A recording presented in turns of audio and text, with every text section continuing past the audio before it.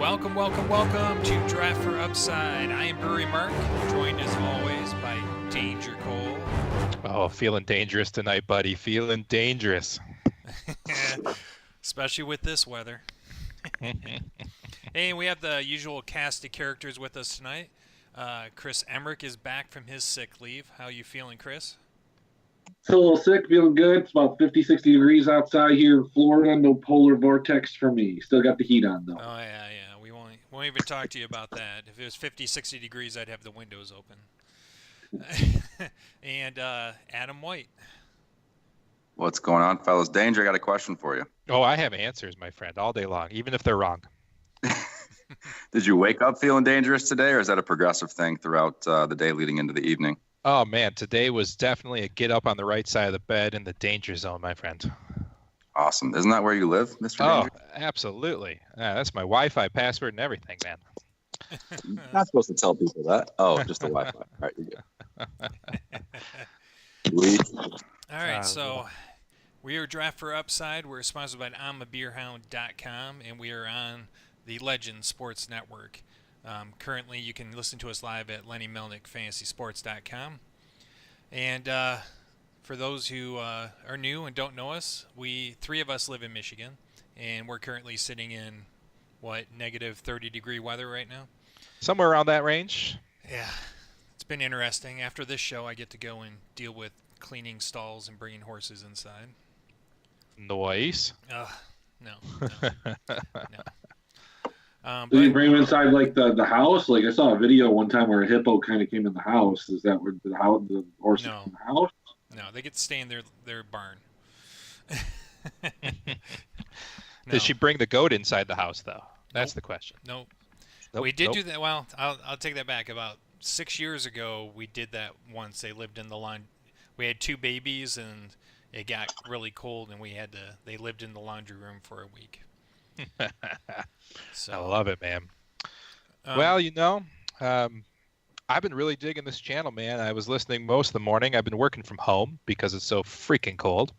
So listening to the magical Lou Landers basically fill in for everybody who can't make their show currently. So he's been a rock star. Lenny in the morning, of course, is fantastic. I think Lenny and Andrea and a few other people are listening in, so hopefully we'll have some nice action in the chat room. There is a live chat room, so if you're listening to this on our podcast at a later date, do remember to check us out 7 to 9 p.m. Eastern on LennyMelnickFantasySports.com/live. We're here. The chat room's live. We're having fun. Yeah, always. All right, so we're going to start off in a few minutes here talking about the Super Bowl. Then we're going to get into our first ever segment on fantasy baseball around 7:20. And later we're going to do our weekly extensive breakdown of the PGA. But Sounds like fun. yeah, let's start off how we always start off every show.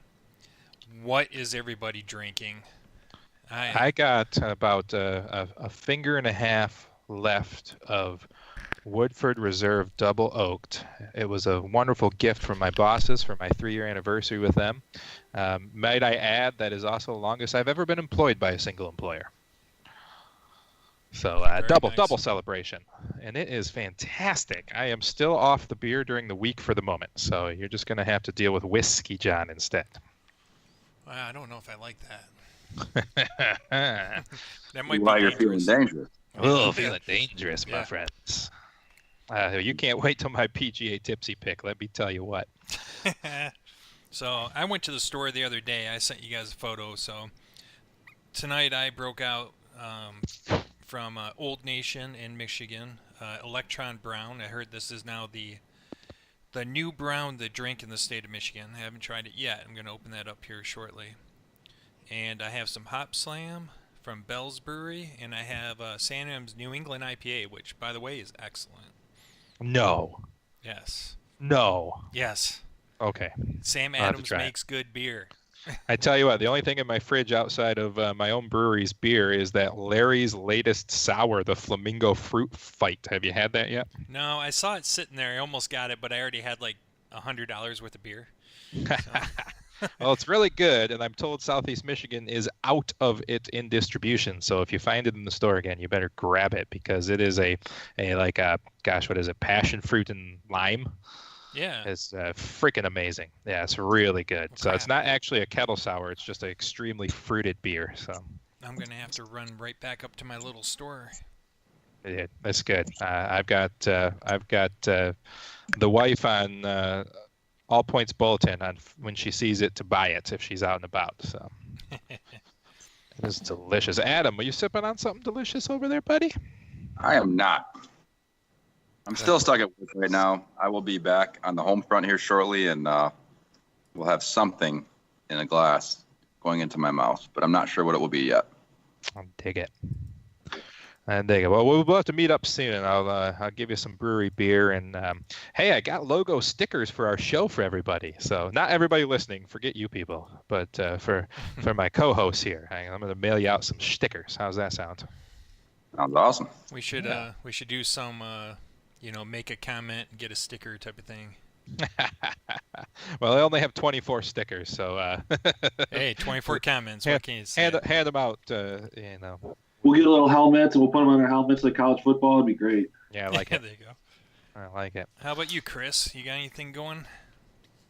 No, I'm just going through this. What's looking like it'll be a 14-day cold. Like I was telling you guys last week, I was just out of it, sore throat for 7 days, and the sore throat left. All of a sudden, I'm congested. So not really drinking anything right now. I did have a Big Bad Baptista this weekend, which is the Big Bad Baptist with Mexican coffee, cinnamon, and unrefined sugar. It was pretty tasty. Yeah, that's a tasty beverage. Pretty much all of the Baptist series from Epic Brewing in Utah and Colorado. Pretty amazing brewery. My good buddy Josh works for them. Got me a sweet tour when I was out in Denver last September. When is it? Last December? I don't know. It was an awesome place. Well, they just got distro down here in Florida maybe 2-3 months ago. So it was pretty exciting because for whatever reason it just sits on the shelves here. Well, lots of things sit on the shelves here, but that especially at my local store, it was there plentiful. I had the quad barrel the other day, and it's nice to just have something that's decent off the shelf there because sometimes that is lacking. Nice. I haven't had that quad barrel yet. The triple barrel was maybe my favorite barrel aged beer of like the last 3 years when it came out last year. Okay. I mean, I thought it was good. It wasn't anything super exceptional, but I mean, it was really good for what it was. Noise. I'm gonna crack open my Electron Brown right now. Heck. Oh, music to my ears, my man. Yeah. Music to my ears. Yeah, all you people in the chat room, if you guys are hanging out listening to us and you got a nice beer, tell me about it. We like it. Well, if you don't tell us about the beer, we're just gonna get Lenny to call in and sing the Rheingold song for me again. So if you don't want to hear that, you better crack those beers open. I tell you. All right, you guys want to talk some Super Bowl? And I'm digging it. I'm ready. All right. Last game of the year for the NFL, and we have a doozy. The Patriots and the Rams. Technically, the Rams are home. This is in Atlanta. Coming up this Sunday, we currently have the spread is New England by 2.5. And we have an over-under of 56.5. And, we all know from the season the Rams' offense is excellent. Their defense is mediocre. That seems to be the same for the Patriots. The Patriots really turned it on in the postseason, made a run. So I guess let's start out. How is everybody feeling about this game? New England or LA? Well, I mean, I think this game is going to be a pretty close game. I think if you look back at the 9 Super Bowls New England's been in, I think 4 of them they won by 3 points or less. I think they keep it close. Ultimately, I'm a believer in New England. I want to see them win by 40. That's what I want to see. I want to see them win by 40, just like I was talking about last week. I want to see Tom. I want to see Gronk. I want to see Belichick. I want to see them all walk away and craft sell the team and just call it a day. And then we don't have to listen to it anymore. That's what I want. You think he'll give a selfie if he's not coaching? Maybe. maybe. But anyway, that's my first impression. How about you, Adam? What are you thinking? I like the Pats for different reasons than you. It's not just that I want them to go away. And I don't know if you heard this. It might be a little bit sad for you, but Brady did say that even if he wins this week, he made a goal for himself to play until he's at least 45, and I believe him. So it's probably not happening for you, but I just think they've never lost consecutive Super Bowls, and I don't see it happening this time. I think they get the job done. It's going to be close. It's always close with the Patriots, right? But right. I think when it comes down to it, Brady's going to make more plays than Goff. It's almost always down to the quarterback in these games, and I think they got the edge just based on being there 9 freaking times with their head coach and quarterback, and the Rams being there in their first time. Belichick having 2 weeks to prepare as well. I mean, you just got to lean towards the Patriots. Christopher. I mean, has there ever been somebody in the history of anything that was just more in the right place at the right time than Tom Brady? I mean, not an exceptional athlete. I think I could beat him in a foot race.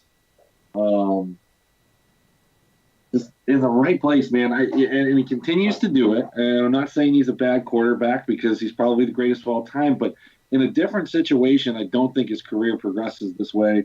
I bet against him every single week. I'm going to continue to do so. I'm thinking that the Rams' offensive line is going to give Goff enough time to make some plays. Brandon Cooks is going to come in with a little revenge narrative. Hopefully he doesn't get concussed in the first half and then get knocked out. But I think this game is going to be a very tight game. Rams pull it out. Just probably like 33-28. Hopefully James White and Julian Edelman score all the points for the Patriots. I like it. Yeah, man, that's how I feel about Brady. I mean, the guy, we talk, this is one of my big narratives of the NFL, is that exceptional coaching and exceptional quarterback intelligence will get you a long way. And Brady's not a great athlete. He's in shape, obviously. He's in incredible shape. But athletic-wise, he's not that great. He's never had the strongest arm, but he's accurate. He's smart. He knows how to read the defenses. He knows how to progress through those first 2-3 options without even thinking about it, and that fourth or fifth is right there for him too.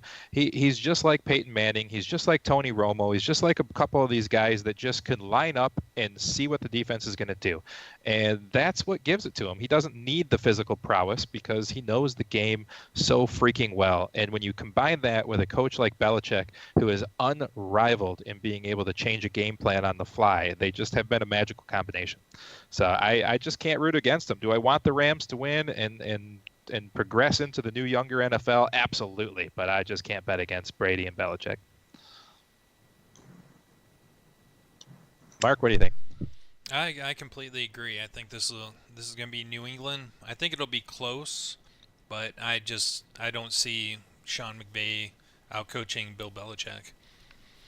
Yeah, I think the Rams' only hope, really, is to get Gurley out in the open, get him rocking, get him some of them James White-style touches, because they're going to game plan against Gurley because he's still the most dangerous guy on the team, regardless of how he's slowed down with injury and other concerns in the last month and a half or so. But I think New England can take him out of the game, and I think that is enough to get them that victory. I like where Vegas has it, that 2.5, man. I think it's going to be a 1 to 3 point victory for the Patriots. Yeah, this will be a close game for sure. I think the question is, how do you guys expect the Rams to attack that Patriots D? Because they've been playing a lot better D the last 6 to 8 weeks here in the second half of the season, as they usually do. But with Belichick game planning, with McVay knowing that they're going to be game planning against their tendencies in the playoffs, you expect them to go run heavy like they did against New Orleans, or what do you think the game plan is going to be from McVay and the LA Rams offense? Chris, I'll let you handle that one. Yeah, I mean, I think they're going to try and attack him with speed first, and try and get Brandon Cooks in some space and see what you can do. Take that top off, get the safety shading deep, and then maybe Pepper, Woods, and Reynolds down low, trying to give them space to work. And everything's going to be predicated by how that works initially for them and the type of protection that they can provide Goff. Goff has been a top level quarterback when he's been protected. He doesn't do well under pressure, and I'm sure that New England knows that, and I'm sure that they're going to try and pressure him. So it's going to be I think the key to the game is the offensive line for the Rams. I mean, 100%, that's what it is. If they can protect Goff, they can win. If Goff is under duress, they don't have a chance. Absolutely. Well, this game's been talked about ad nauseum. I think the prop bets have been killed to death if anybody listens to Sirius XM still. So we're not going to hold up too much on this, but I do want to talk about the DraftKings showdown slate for this game. I want to talk about our favorite people in this. Off the bat, just looking through these, if you guys have it up and not, looking through the players available and the salaries in that captain spot. Can you quickly give me who you like in your captain spot and why? Is anybody prepared for that, or you want me to start? Yeah, well, let me start with Julian Edelman is the highest salaried player this week, higher than Tom Brady, higher than Gurley. It's kind of crazy. Yeah, that's. I mean, he's the one guy out of both offenses that is going to touch that ball. It's incredible. The way that C.J. Anderson has cut into Todd Gurley's carries, the way that the Patriots flip-flop between Sony Michel and James White and some of the other options they have, the inconsistency in who else there is to throw the ball, frankly, the amount of different weapons the Rams have to throw to, the one guy is getting that ball no matter what is Edelman. So I can kind of see where they're going. Yeah. So I'm kind of leaning towards either Sony Michel or James White in my captain slot, and I might even do a Gronk captain lineup.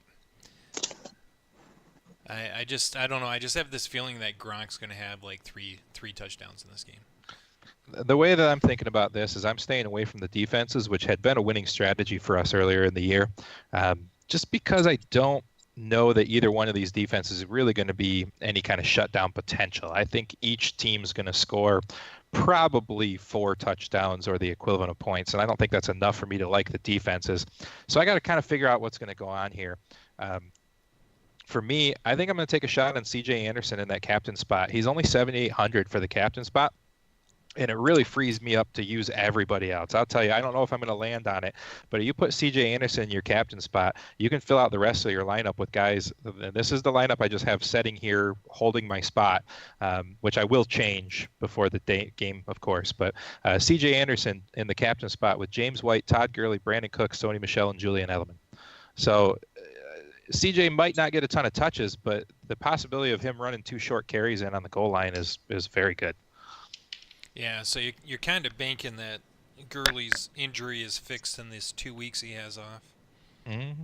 Well, he's saying that it is. Coaching staff is saying that it is. I don't know if I buy it or not. Yeah, they were saying he wasn't hurt through the whole playoffs, too. Yeah, which is why I like C.J. Anderson even more in that captain spot, because if Todd Gurley re-injures it trying to do too much and C.J. Anderson takes most of the load, for 7,800 in that captain spot, you really got a steal there. Chris, you got any thoughts on that? I like Sony Michel. One of the things that the Rams have done poorly all year was limit running backs and yards. And if Sony Michel gets 2 touchdowns, if they get close, they're going to give it to him, knowing that that's a weakness. 2 touchdowns in the captain spot's really, really difficult to overcome. And, I don't have a problem putting Sony Michel along with James White. Those would be my 2 guys that just, when you think about it, you're looking for 2 touchdown equity. To win a big GPP, I think Sony Michel gives you that. White gives you a little bit more consistency. So if you're in a smaller field tournament, let's say 600 or less, then, maybe you go with James White. But Sony Michel, I think he's going to be popular, but I think you're going to need him. What happens in these is that you need that chalk guy in the captain spot sometimes if he's going to produce. I don't want anything to do with Gronkowski. I know that you think he's going to score 3 touchdowns. I thought Michael Gallup was going to score 3 touchdowns every week too. Wasn't a winning strategy. It's nice to think those type of things sometimes. But Gronk is done. I mean, he looks like he's having a great time. He might catch a couple balls, but putting him in the captain spot is crazy to me. Well, Adam, it'll be super contrarian.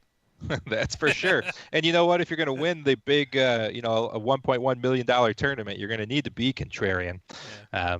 But who knows? Adam, you got any thoughts on the captain spot for this game? Yeah, I'm liking one of two guys. I think it's either Gurley or James White. When I think about the way that the Patriots are going to try and limit the Rams offense, I think they're going to try and dare Jared Goff to beat them. And if that's the case, I think they're going to put some pressure on. They're going to drop back in some zones. And I think Gurley's going to have a lot of underneath balls. I think with his 2 weeks to get ready and get fully healthy, I don't see them using CJ as much as they have been the last few weeks late in the season into the playoffs. Mm-hmm. So I'm actually going to go with Gurley, even though he's a little more expensive. There's still enough value down below. I like Josh Reynolds as well down below as a value play, because I think if anybody's being limited by the Patriots D, it's not going to be, they're not gearing on him. So I think he's going to have some opportunities, but I like Gurley to catch, 5-6 balls in this game. And I think they're going to ride him. It's the last game of the year. They're leaving it all out there. And I think they're going to ride him until he can't run the ball anymore. All right. You know how I like my games, so I need everybody to pick one captain guy. It can be the same. It doesn't have to be different, but everybody needs to give me one captain. I'm going C.J. Anderson. Mark? I'm going to go Sony Michel. Chris? Sony Michel. Adam? Todd Gurley.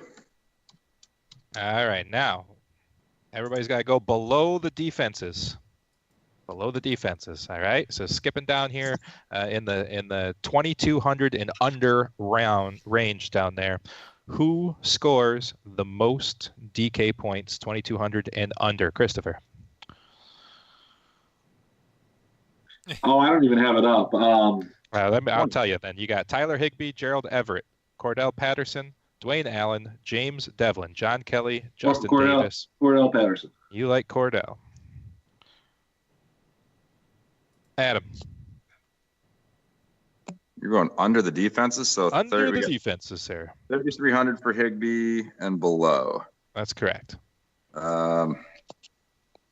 Higbee, Everett, Allen, Devlin, Kelly. I'll go Higbee to catch a random touchdown. Mr. Higbee. Mark. I'm going to go with, I'm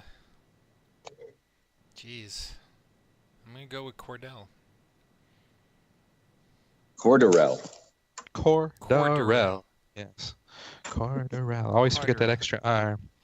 Yeah, man. I'm going with James Devlin getting that sneaky touchdown, baby. That'll be super sneaky. I like to be contrarian, just for funsies. All right, now down to the real business here. Mark, give me your winner and by how many? Oh, geez. The Patriots. I'm going to say 31-28. 31-28. I'm going to take New England myself, and I am going to go 27-24. Adam. I will take New England. I will go 34-27. What's the over-under? That's 61. It's got to be over. It's 56.5. So. Yeah, so New England to cover and the over. I like it. Christopher. We're going to go 33-28. Rams? That's right. All right. You're the contrarian this week. Look at that. Whipping it. I dig it. All right, guys, when you're done listening to us, if you are listening live, you will have Brian Jora and the Mets 360 directly after us starting at 9 o'clock. He goes for an hour, and then you get a Fantasy Fan Sportscast with Easy Kill and Alan.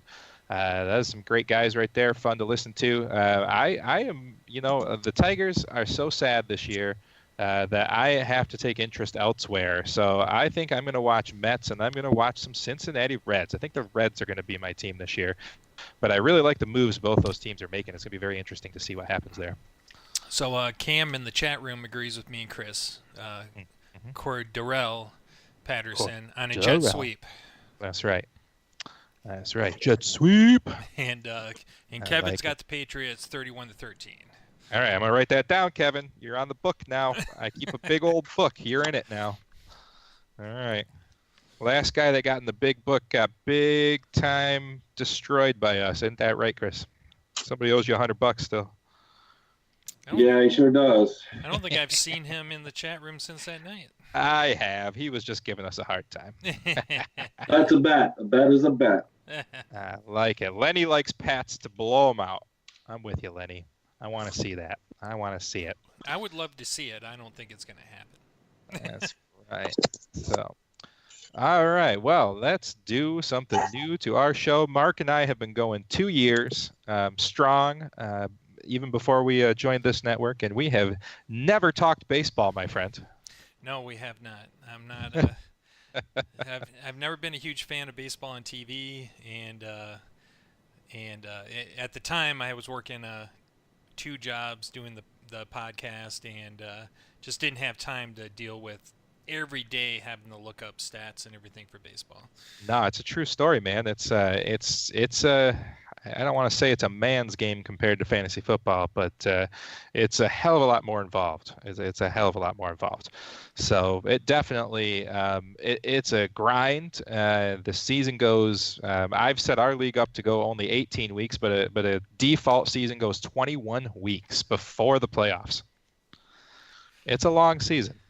It takes diehards. It takes people that really love the game. But it's a lot of fun. It's every day, and there's a lot of ways to take advantage of the everyday scenario. So we'll get into that. But like we have done disclaimers when we were on the local Detroit station, and when we joined here, we are not experts. Okay, we don't play these for big money. I mean, maybe Chris plays. We're trying to get Chris to be nicknamed Big Money Chris Emmerich, but we got to get him one of them $85,000 wins, right, buddy? I think he might. Yeah, I mean, I'd like one for sure. But we're doing this for fun. We enjoy it. We like to think of ourselves as average Joes. All right, we're not out here. We're not sponsored by anybody. I mean, I'm a Beer Hound is a friend of mine, and he gave me $100 to play on the DraftKings this year in the name of the show, which of course I promptly lost. So take our advice with a grain of salt. We're just here to have fun. We're average Joes. Chris gets really into the metrics of a lot of stuff, and Mark's kind of in there too. But I play by feel. I play by gut feeling. I just am a fan, and I love the game. I love the game of football. I love the game of baseball. I truly enjoy watching golf. So we're just going to kind of take it easy here. Everybody else on this channel talks nonstop baseball for the most part. There's a lot of football and other stuff, but we're going to transition into baseball season, obviously, after the Super Bowl. And we're your stop for average Joes. We're going to talk about how to set up a basic baseball league. We're going to talk about basic strategy. We're going to talk about how to select a league that's right for you. So we're going to break it down and bring it to the basics. So you want to talk beginner fantasy baseball, all you people in the chat room, all you people listening, if you got friends that just want to learn the game and some of these deep dive in the stats is too much for you, just remind people, 7 o'clock on Wednesday nights, Draft for Upside. We got you covered. All right, we got you handled. We're going to be talking beginner stuff. We're going to get you started in the basics, and we've got some time to do it. The season won't start till the last week of March, so we've got some time to get everybody up to speed and everybody ready and excited about baseball, assuming there's not a strike, right, Lenny? Right? I keep hearing this strike talk. I don't want to talk about that. Well, maybe. I don't know. If that gets my Tigers better faster, then I guess so. But I don't think that's going to help, right? So I'm going to do everybody in the chat room here. If anybody feels like joining our league, we're going to have a lot of fun here. So I'm going to put it in here. It's an ESPN league. It's a basic snake draft. We haven't set a time yet because we got to figure out when we can set a time for the draft. But first 12 teams to sign up. It's an open invite. Come on in. We're going to do a 6x6 head-to-head. So weekly league, you play against one person. There's 6 batting categories. There's 6 pitching categories, and if you win that category, you get a win. So you can go from 12-0 to 0-12 and anywhere in between on the week. All right. So that's the lineup we're going to do, and I think we're going to do. free agent acquisition budget, the FAB budget for picking up players on waivers rather than a rolling waivers. So it's going to be interesting. So anybody wants to join, the link is there. We'll share it on Facebook too. There's 3 or 4 people already signed up. As soon as we get everybody signed up, we'll find a day that works for most people and try to bang out that draft. So that's that. So I'm going to open that league up on here, and we're going to talk about that a little bit. So there's several ways to do fantasy baseball in a season-long format.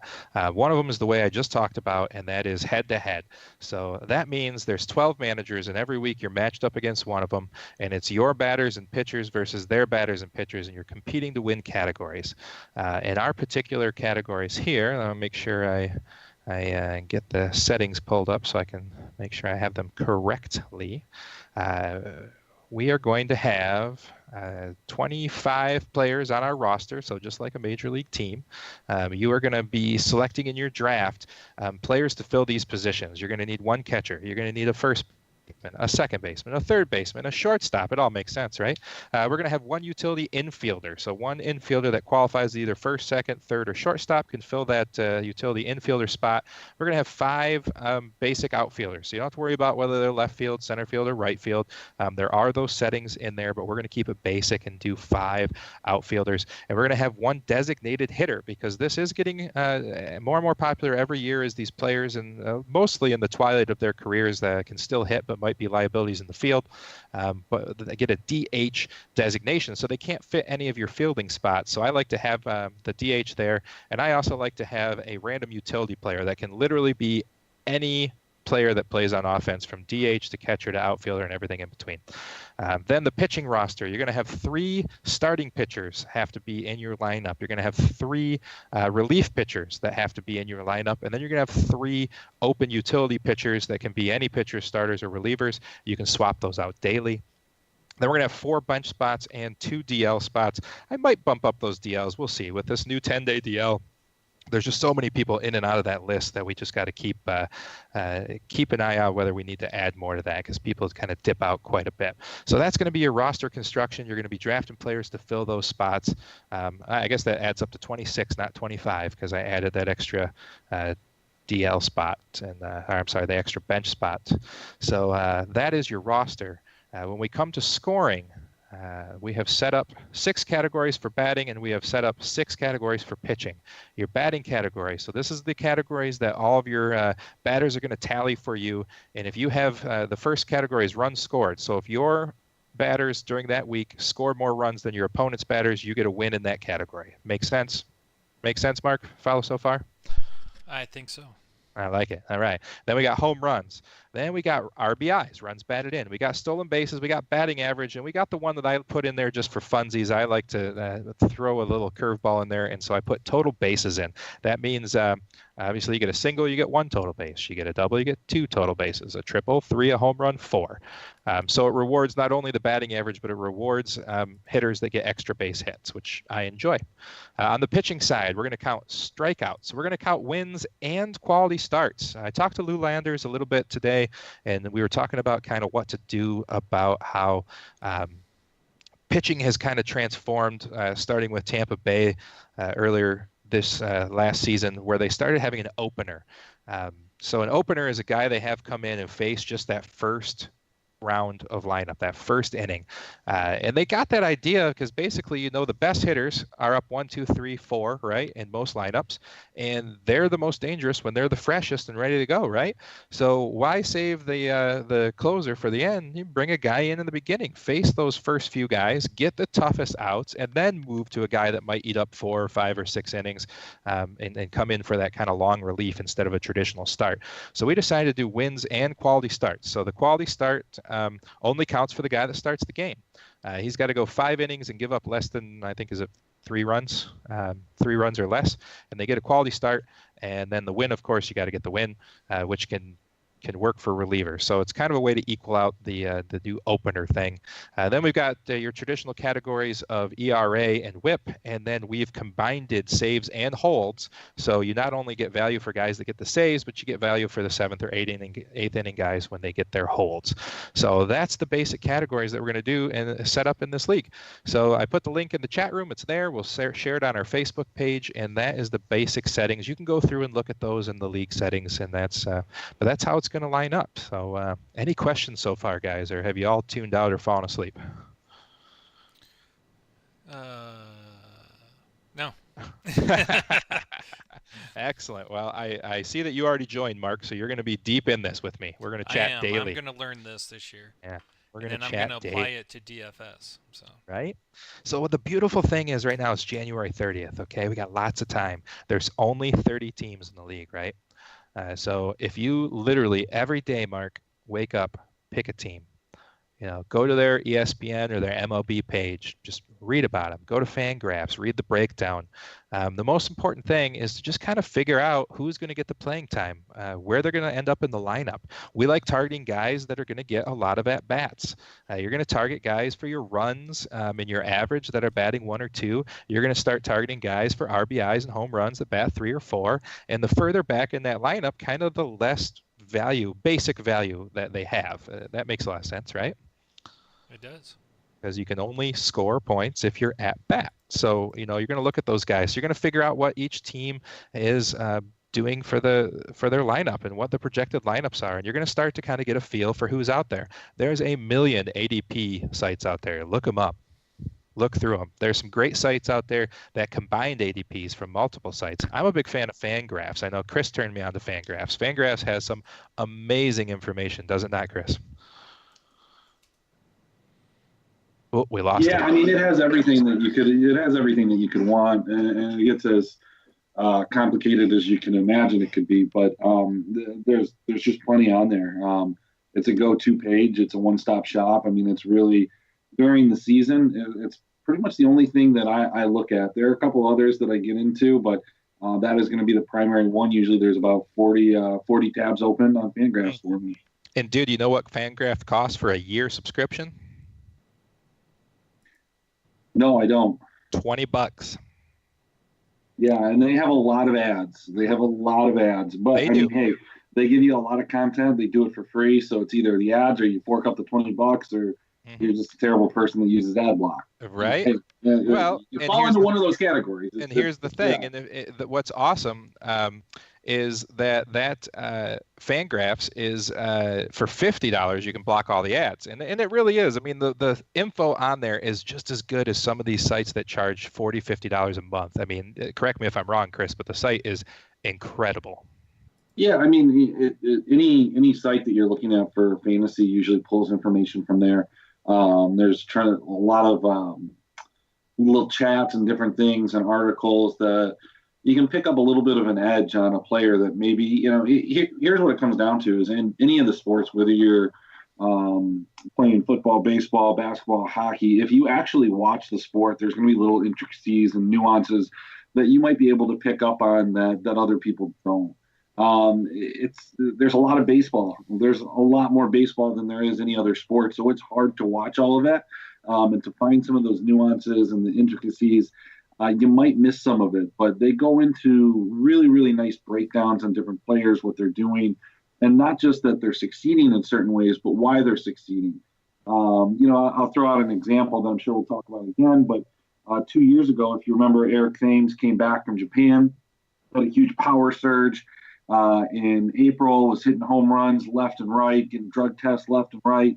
And they were just talking about his patience and what he was doing at the plate in terms of not swinging at balls outside of the strike zone, as was typical of what he did previously in the MLB. And he credited that to seeing a lot of different breaking pitches and different things that they have over in Japan. Apparently, after about a month, he forgot all of that and just regressed back to the player that he was. He wasn't playing the Reds either. But they went through that, and they go through that with a lot of other players too. So you'll pick up on some of the different things that they're doing without having to watch them, and then you can roster them or target them Sometimes because these are predictable stats that maybe a player hasn't broken through, but they're crushing the ball and they're going to talk about it there. And so you can roster them on your DFS team, or you can trade for somebody that maybe doesn't read Fangraphs and hasn't seen that article and is sick of that guy. So for sure.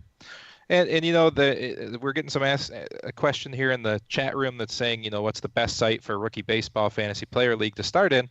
Honestly, go to ESPN and go to Yahoo, because they have just wonderful phone apps that are very basic and very easy to use. There's some great, more complicated systems out there that I know Lou and the guys like a few of the other ones more, but they're so basic, they're so easy. There's millions of just startup free leagues you can jump right in and cost you nothing, and you can get a feel for the game. And you don't know the people, it's free. Most of them are using it for research or just to try it out themselves, and they're just going to drop out anyway, so don't feel too bad about it.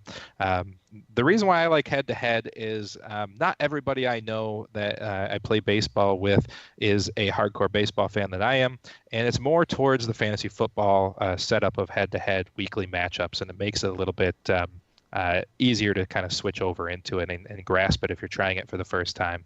Rotisseries, the other, probably the most popular. It's correct me if I'm wrong, anybody in the chat room, but let's see. Lenny says free leagues here with our Patreon account as well. Of course, if you are on LennyMelnickFantasySports.com, there will be lots of listener and host leagues that you can get in on if you'd like as well. We'll be hosting hopefully one of those live on the air. I keep asking to do that. I'd love to be the host for that. That'd be a lot of fun. But anyways, rotisserie was kind of how I was brought into this game when I was, middle school probably, old school. My buddy Chris across the neighborhood with me, we would get the Sunday paper every week. We'd draft a team and we'd look at the box scores and we'd add up our teams and we'd play old school. And that's kind of what rotisserie is. So rotisserie, you have all those same categories that I was just talking about, runs batted in, average, home runs, all those good categories. But you get a rank in each category instead. So if you have the most runs of any other team in the league, and there's 12 teams, or 15 is a basic, a pretty good rotisserie league size, then you would get 12 points for being first in the category, and if you were last in the category, you would get 1 point, and you add up all your category points, and the one with the highest points at the end of the year wins. And that's interesting too, because you can sit there and see, oh wow, I'm up on the league by 40 stolen bases, and there's only 55, 60 days left in the season. I need to dump some of these stolen bases on somebody who needs to catch up with stolen bases, and I need saves, so I need to trade my speed for relief arms.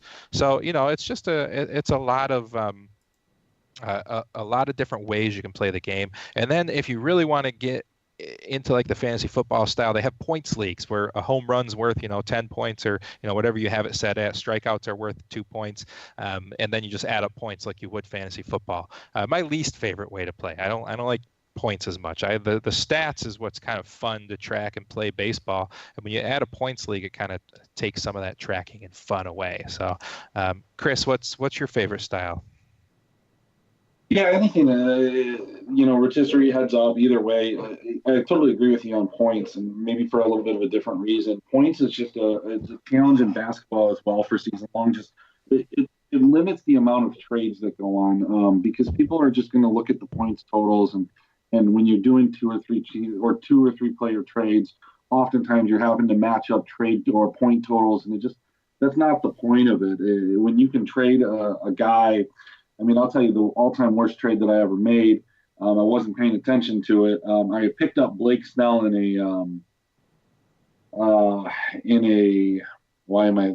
a dynasty league a couple years back, 2 years ago.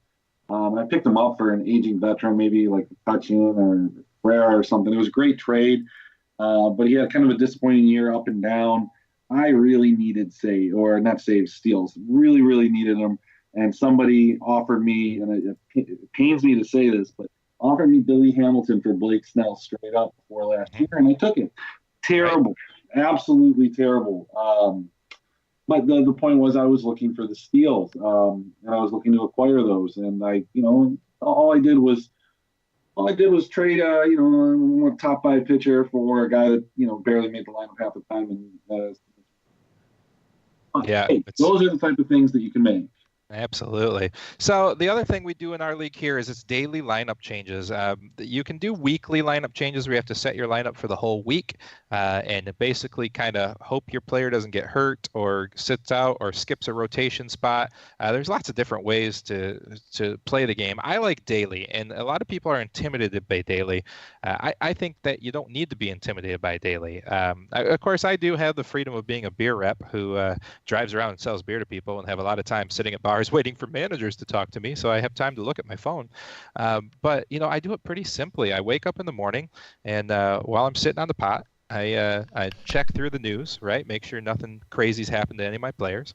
I have an alarm that goes off at 12:30 before the 1 o'clock games. I've got an alarm that goes off at 3:30 before the 4 o'clock games, and I've got an alarm that goes off at like 5 o'clock before the evening games. And I just take a quick look, make sure my guys are actually in the lineup, make sure they haven't been scratched, and make sure I have all the available players that I need in there.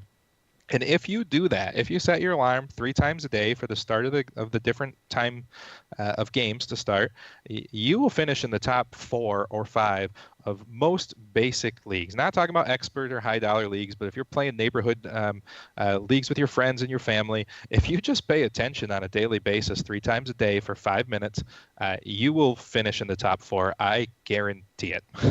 It's that easy. It really is. Well, you don't even have to do all of that too, because I mean that might sound intimidating to some people. Setting 3 alarms. I mean, you made it sound really easy, but you're setting 3 alarms. You're reading news. You're going to the bathroom. You're drinking beer at the bar. Here's the other thing that you can do is you can just set your lineup for an entire week, and then that way, if there is a day that too much gets thrown on your plate and you forget to check, you've already put guys in there. Yeah, there's going to be situations where guys are getting a rest day or something happens and they don't end up playing, but for the most part, your lineup is set for that week as optimally as it could be. Sure. And you're still going to finish in the top half of your league for doing that. Right. It's the same thing with fantasy basketball. People say, like, I can't handle it on a daily basis. Set it for a week in advance. I mean, that's yeah, but and then you can go back to it if you want to set multiple alarms and stuff like that. Absolutely. Yep, absolutely. And Tony says there's lots of different rules on max innings and max games played and max trades and max moves. You can set all kinds of different settings. I tend to leave most things as the default in the ESPN and Yahoo stuff, but for sure. But I mean, just a little bit of extra effort really can win you a neighborhood or a bar league or a work league. There's not as many of those as I feel like there are for football. Because it is a bit more of a grind, but just paying attention to baseball gives you the edge in your neighborhood leagues. It's absolutely true. So it's not hard to finish in the top third. So the league that I set up that I dropped the link in here, and I will drop it one more time. It is a 12-person league. I did set it up for 8 teams to make the playoffs, and then every playoff matchup to be 2 full weeks because it's free, it's fun, it's for listeners, it's for friends. Drop it on there. So really, really easy. So like I said, we got lots of time. If you're listening this now, if you've taken advice from some friends to listen to our show to how to get into the basics of fantasy season-long baseball, you got lots of time. Pick a day, pick a team. It takes probably, 20 minutes to read a basic recap of a team, if that. You just gotta check to see where lineups fall. That's the most important thing. And grab yourself a few of those ADPs and just look through them and see where people are moving and get a sense for the guys that you like. Pay attention to lots of different things in there. There's lots of resources out there. Fangraphs will give you all kinds of great breakdowns. Fantasy Alarm, Scout are the 2 sites that I use as well. Scout has really good breakdowns. Lots of radio shows out there, lots of podcasts on this channel, LennyMelnickFantasySports.com, pretty much 24/7. They got something going. If it's not live, they're usually playing a replay. Lots of baseball people on here. So please come check out the site. Please check out the channel, the Legend Sports Network, man. We're having so much fun. And it's just a lot of info here. We got a comment in here. Any disadvantages to weekly league? I mean, sure, there's disadvantages to weekly leagues. Where the disadvantage to daily leagues being you have to pay attention daily. The disadvantage to weekly leagues is if your guy gets hurt on Monday, he's in your lineup until Sunday. That's the disadvantage, and that can be frustrating and unfair. but you also only have to set your lineup once a week. So there you go. Any questions, Mark? No, your comment about the weekly thing, that's exactly why I don't play season-long NHL anymore. Is it's the same thing. You set your lineups at the beginning of the week and you hope he plays. That's right. It drives me nuts. Yeah, and everybody has the same disadvantage, right? Everybody plays by the same rules. Everybody has the same disadvantage. If you got a group of friends and the consensus is, hey, we want to do this, we want to watch baseball, we want to be involved, but I just can't set a lineup daily. Go ahead. I mean, even if you can argue with them all day, just like Chris said, set your lineup. I set my lineup a month in advance. I mean, I set it up as far as the app will let me set it up. Looking at just the matchup of the players, playing against teams, I'll occasionally go through that and adjust it depending on how teams are playing. You can pay attention to when Scherzer's pitching and make sure you don't have players batting against Scherzer. There's lots of different things you can do, but the basics is just pay attention. And if you're in a family league or neighborhood league or bar league or work league, you're going to finish in the top half or better just by paying attention. So who's the number one pick this year?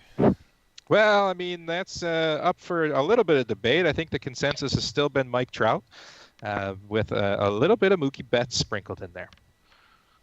So that's been kind of the consensus here. So also, I was waiting for some prescription medicine for my boy, and I saw that Lindy Sports, which I believe is Lindy, the championship fantasy baseball player, his company, has some really nice draft guides that are out there if you like a physical copy.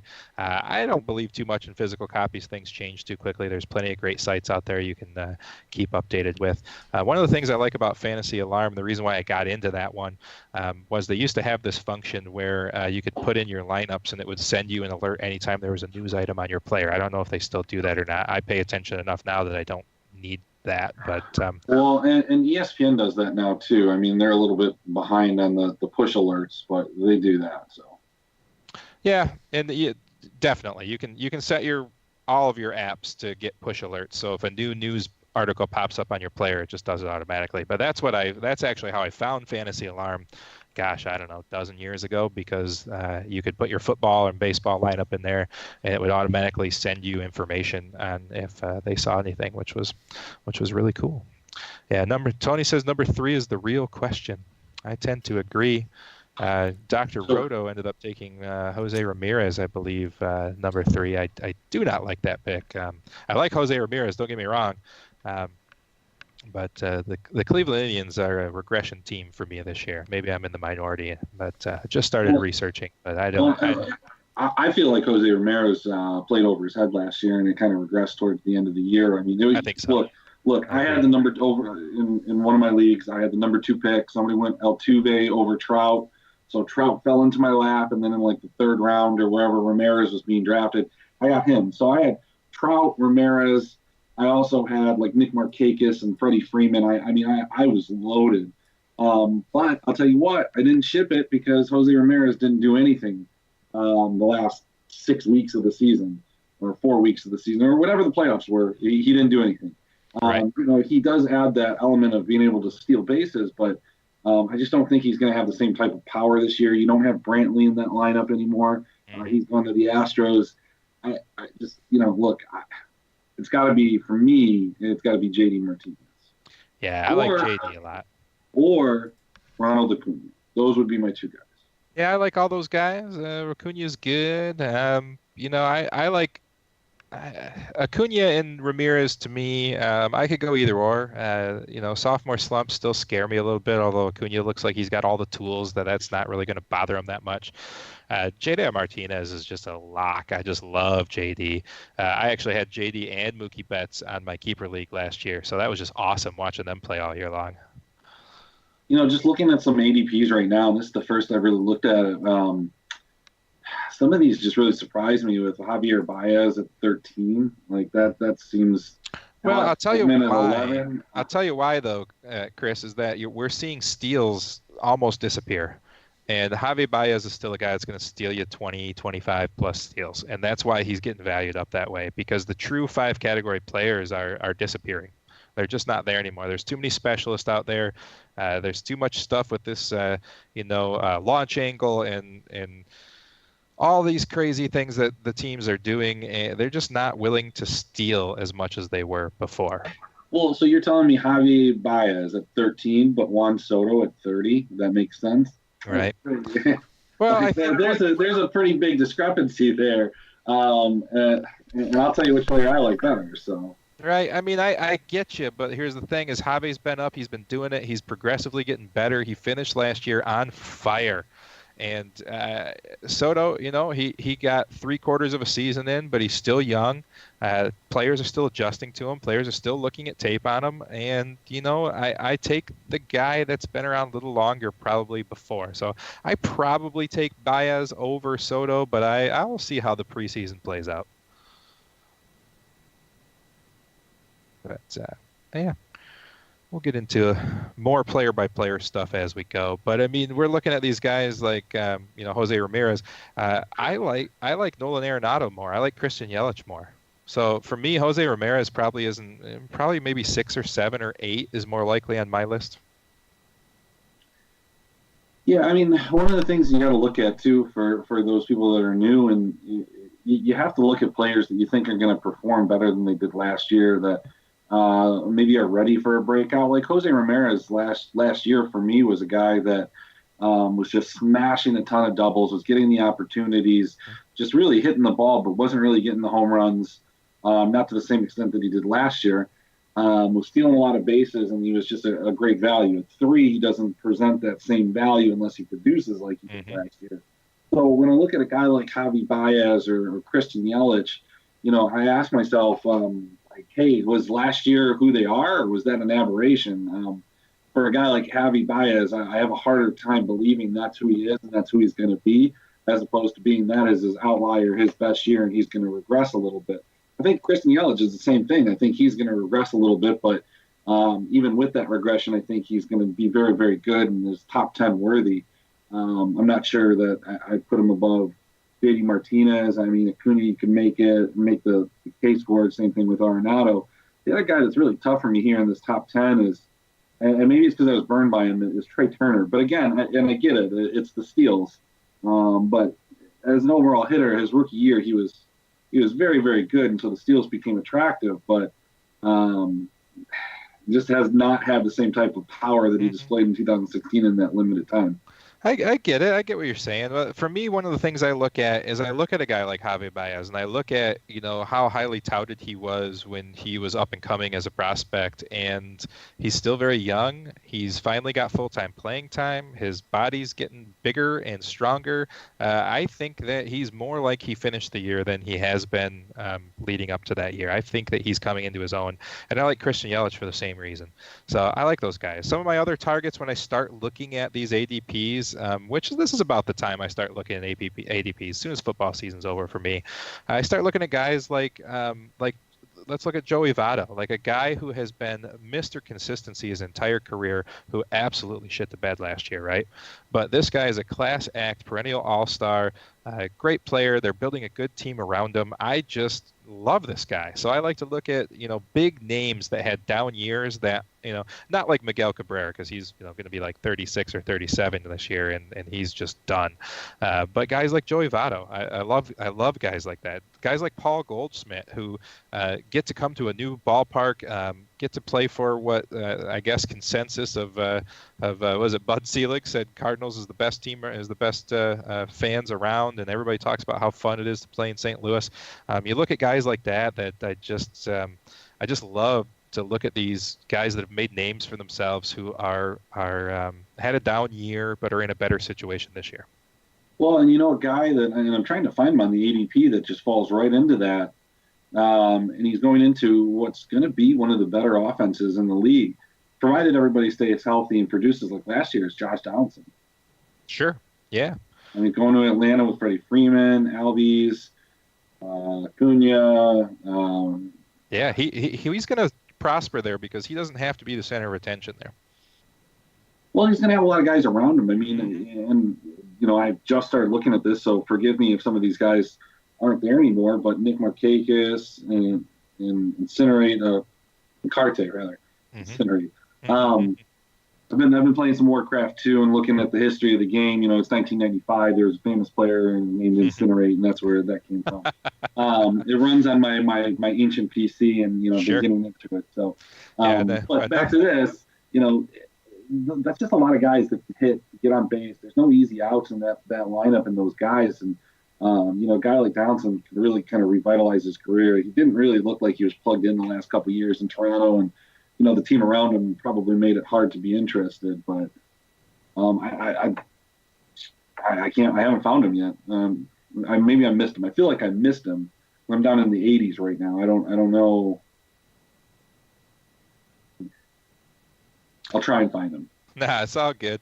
We'll get into, you know, ADP and player projections a little bit later. There's so many projection sites out there. I don't tend to run my own. I just kind of, you know, I get a feel from it looking through a lot of them. That's another thing I like about Fangraphs. They have, you know, I'm looking at 1, 2, 3, 4, 5, 6, 7 different groups that they pull ADPs and projections from right here on one page. And I think you can get access to this on the free version of the site. It's just a really nice site that you can get lost in, but got some good information there. They've got him down at 102. And that's the deal. So I'm listening all week long to all the people talk about where Harper and Machado is going to land. I believe one of the people in the FSTA draft took Harper and Machado on the turn on their teams. Yes. Man, you better hope it doesn't. You know, one of them doesn't end up in San Diego, because that will certainly hurt some power value. Absolutely, and you better hope one of them doesn't end up sitting out. You know, first month of the season. Yeah. Here's the thing, man. And they were talking about it. I can't remember if it was on Sirius or one of the shows here. I think it might have been Lou Landers talking earlier about how, and I think you're going to see that in the NFL too eventually, is that these players negotiated for the rookie contracts to be capped, right? Because they were tired of them putting in the years and these new guys coming in and getting these $25 million a year contracts when they'd never proven themselves. Well, baseball is starting to turn now where it's so easy and so cheap to keep these younger guys. They're just not interested in these long last contracts that people used to get. You know, the days of the 10-year multi-million-dollar contract that Cabrera got, it might be over, and probably for the better for baseball. But some of these guys transitioning right now, like Machado, could really get hurt by that situation. Well, and I think that you see it in all the sports, and where you see kind of these differences in the way that they pay people. It's one of those things. If you're in the right place at the right time, you can get a Timothy Mozgov contract, never play, and get rich in the NBA. But they're not handing those out like they did 2-3 years ago. You look at the NHL; they did the same thing when the salary cap was put into place there, and started extending people out 10 and 12 years with these monster contracts. And that didn't make sense. But the guys that got it makes sense. I mean, heck. You know, baseball's gone through a whole bunch of different ones. Bobby Bonilla is still being paid to this day. Can you justify giving those guys that type of money, especially off the season that Harper just had? I mean, when you look at some of the guys that have had monster contracts, you know, it's different than like a Pujols contract or some of these other guys that got it in their late 20s. They're both 26, so you're going to get some viable years out of them. But when you get the kind of production that you know, Harper had last year, it kind of scares you. Like, this is not a guy that's worth $300 million, and I don't really think that there are any players in the league right now that are worth that. So, you know, these guys have to kind of change their expectation, and I get that they're trying to hold out till the last minute, but you know, the reality has to set in for them. They're going to be set for life. It's just some of these monster contracts don't make as much sense. Yeah, I mean, you're seeing guys like Cody Bellinger. You're seeing guys like, you know, Correa. You're seeing these guys pop up from farm systems and just crush it. I mean, Juan Soto killed it in his debut. Vlad Guerrero, by all points, is going to, you know, hit over 300 this year in the majors. It's just, I don't know that these teams are willing to do this anymore. I mean, the Yankees were successful briefly, but how well did it really pay out for the Yankees to spend so much money over the years? I mean, yeah, they had a dynasty set for a while, but when you look at just how much money they spent, I don't know that era will ever come back.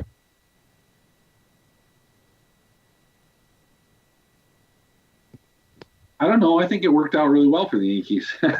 I mean, they had the money to spend. They had money that other people didn't. So, Yeah. it worked out for them. I don't think you're going to see that same type of spending with some of these teams at this point. But, I mean, you got something. I was looking at some of the free agents spending so far and looking at the contracts. And I think it's more, some of these guys need to try and get it just – and I don't know what the negotiations are, but trying to get shorter contracts for bigger dollars. I mean, and I think teams would be more on board with that because it doesn't hamstring the organization for a long period of time. We're talking instead of 10 years, maybe 6 or 7 and get a higher amount.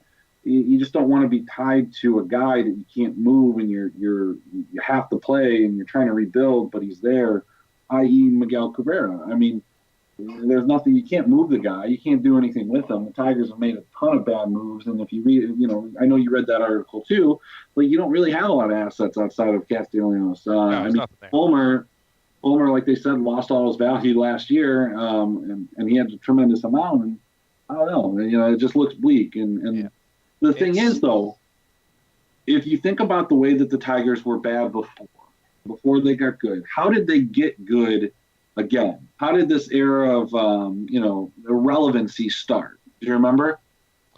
Vaguely. I had actually given up on baseball during those periods of time, and fantasy baseball is kind of what brought me back to it. They overpaid Ivan Rodriguez. I mean, they gave this guy a monster contract. He was at the tail end of his prime. He wasn't done. He wasn't washed up, but they paid him a tremendous amount of money to come. I mean, they tried it with Juan Gonzalez. It didn't work. They moved the fences in. The guy was a terrible player. I was going to say he's a terrible person, but I don't know. I just didn't really like him from that kind of brief exposure to him. But they overpaid Ivan Rodriguez, and then some other guys kind of trickled in. And, you hit on a couple draft picks with like Verlander and Kenny Rogers coming over, singing his songs, throwing his balls. It was beautiful. So that's what you have to do sometimes. So some of these teams like San Diego, I get why they're, taking their shot. It's just tough for a team like that's unloaded a tremendous amount of talent the last 2 years to, try and take a shot at somebody like this. But sure. I'll tell you what, man, you give me a bunch of money and tell me I get to go live in San Diego. Yeah, I'm probably pretty good with that. That's a true story, man. No, it's interesting because I do get what you're saying. I remember the Pudge era. It's what kind of brought me back into baseball.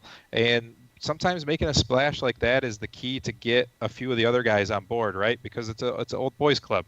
These guys travel around. They want to stick together. They want to have fun together.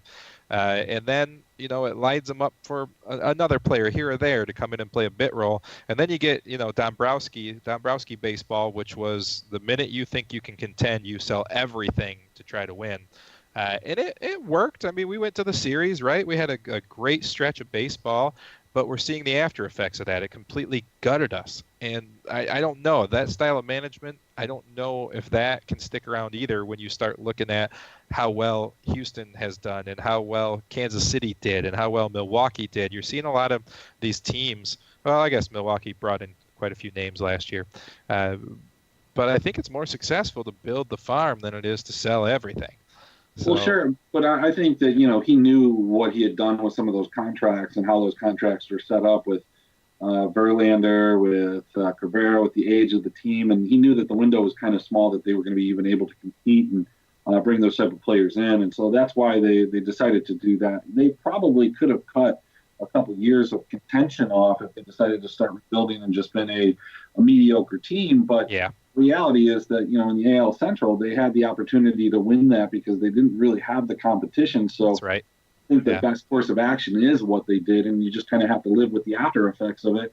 He doesn't because, he went to Boston, but, we as fans have to and just hope that, they'll have the same foresight. And in a lot of ways, it's just it's getting lucky sometimes with getting some of these prospects because they're just so hard to project outside of your top couple guys, but even there's so many that, flame out and don't do well. So, but, getting back to it, like when you look at these, where is it? Well, so, you're paying Michael Brantley in the Astros $16 million a year, 32 for 2 years. I mean, you're telling me that you wouldn't pay, $200 for 7 years of, well, I don't know. I didn't work that out. So, give me some time here. Let me find something else here. No worries, man. We're gonna Well, I mean, wrap like up Josh baseball Donaldson. in a minute. Josh Donaldson got $23 million for 1 year. Yeah. So, Yeah. Manning your price for 30, 35 for 7, 8 years. Don't lock it into 9 or 10. I mean, maybe that's not what they're looking for, but I think part of the reason why Cabrera and Verlander got those contracts was, one, they were in their absolute peak and prime, right? And if you don't give them that contract, if you don't say, hey, you can retire here, it's done, here's the best contract you'll ever get, they were going to be gone. And we had that chance to make that run and be there for several years because the division was so weak. I just wish that when it was obvious to me about 5 years ago that it was over, I just wish we would have done everything to get rid of everybody all at once, so we could have already been back to, relevancy by now. But that's hindsight's 2020, right? Yeah, but I mean, what I'm saying is that these guys have to look at it like, you've got your AJ Pollock that got basically $20 million a year, 5 years, 60 million. No, 15. I'm doing math all wrong here, but you're looking at these guys at 30, 31, 32, 33, getting somewhere in the range of, on the top end guys, $20 million. So if you can get a shorter contract for 4 or 5 years and get 35, 40, why not go for that as opposed to like a 30 over a 10-year span? I just think that makes more sense, and I think that's what you're going to end up seeing. But I don't know.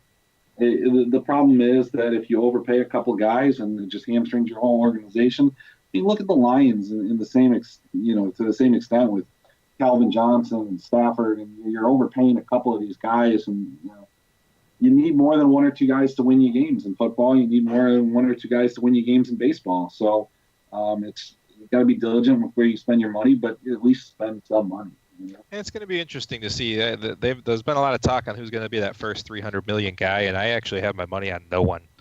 I have my money betting on these contract size numbers coming down, not vastly, not hugely, but just smaller contracts, maybe more money, but 3-4 years. And I just don't know if we're going to see that 300 million. I'm probably wrong, but it doesn't make much sense. Yeah, but I'd rather the players get it than the owners get to keep that. And hey, if you're making the money, disseminate it to your employees that make the money. So I don't have a problem with that, and I understand why. Hey, go get your money. I don't have a problem with these guys not playing for a while, and I'm sure that they're not missing any mortgage payments with what they've been paid already. So they should be all right. Absolutely. So with that, we'll conclude our first ever baseball segment. There you go, Lenny. You proud of me? You proud of me, Lenny? We did it. We did baseball. Okay, so now we're going to talk TV and movies, right? Yeah. Well, okay. We got about 3 minutes here to kill. We're waiting for Adam to get back. I don't know. Have you reached Adam yet? No. So we'll let Adam chime in when Adam comes back, and we'll get talking golf. He's our golf guy. But anyways, Lenny, tell everybody. There's lots of great experts on here, but they can come listen to us at 7 o'clock on Wednesday nights Eastern at LennyMelnickFantasySports.com live and in the chat room. We will talk beginner strategy and beginner stuff for fantasy season-long baseball. And yes, we absolutely will add water polo next week and high school gymnastics. Done. Someone suggested tennis, so. Yeah, we can do tennis. I actually have some connection to the MMA world, so maybe next time there's a big pay-per-view fight, we'll have a guest on to talk fantasy DFS MMA. I would love to do DFS MMA. I think that would be so interesting. Yeah. So next time we get a big fight on, I'd actually have a friend who is the ring announcer for the most senior circuit of MMA in the state of Michigan, and he is a lot of fun. I went with him in December to Lansing, the beautiful capital of Michigan, Lansing, Michigan, and watched 16 octagon fights ringside at the announcers tables with him and the card girls. It was highly entertaining. So it was a lot of fun. Gave me a newfound respect for the sport. I've watched a few online. Actually, a funny story. I don't know if anybody watches much UFC. Are you a UFC guy, Mark? No, not really. I don't know if anybody in the chat room or Chris or Adam, anybody's a UFC fan, but I lived in Grand Rapids for a period of time before I moved to the east side, and I ran a restaurant called the Melting Pot. It was a fine dining fondue and wine bar, corporate chain restaurant. And I was the general manager there. And I had a kid bartender who was about 19 there. Kid was a high school graduate of Muskegon High School, all-state wrestler, and then went on to be a all-American wrestler at Grand Valley State University, and ended up fighting his way into UFC on UFC's Ultimate Fighter reality show by the name of Tony Ferguson. And El Cucoy himself, who I believe is ranked number 2 or 3 in the world right now, has had an unfortunate string of circumstances that have left him out of the title fight. Mostly injury. He hurt himself once. He was trying to fight the big Russian dude. I'm blanking on his name for some reason. Yeah, Khabib, who fights real grizzly bears to train. And then, of course, Conor McGregor coming on again, off again. Every time it looked like Tony was going to get a fight, he ended up getting basically bumped by Conor deciding to come back and get a payday.